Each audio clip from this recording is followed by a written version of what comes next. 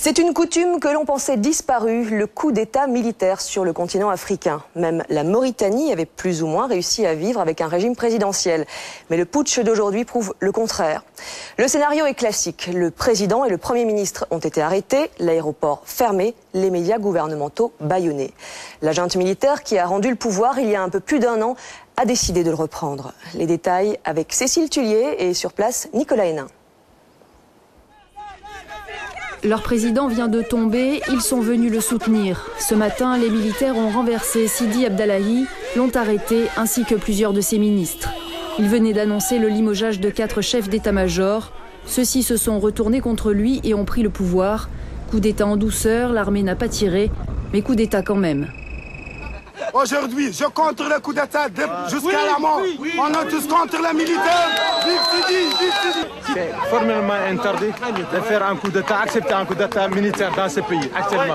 Nous sommes contre. C'est une violation des droits de l'homme.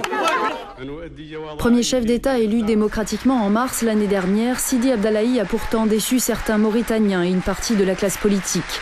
Depuis 2 mois, il était en crise avec son propre parti, accusé de ne pas tenir ses promesses pour sortir le pays de la pauvreté et de détourner des fonds.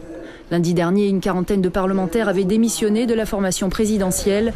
Pour l'opposition, ce renversement n'est donc qu'une suite logique.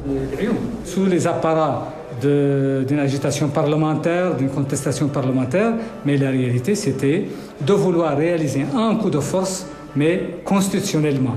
Maintenant que ce coup de force n'a pas marché constitutionnellement, ils sont obligés de faire une fuite en avant et de réaliser leur coup d'État de façon claire, au grand jour, en usant de la force contre les institutions démocratiquement élues. Depuis l'étranger aussi, les condamnations pleuvent contre les militaires putschistes. En prenant le pouvoir en 2005, l'armée mauritanienne avait promis de restaurer la démocratie. Aujourd'hui, c'est elle qui remet à mal l'état de droit.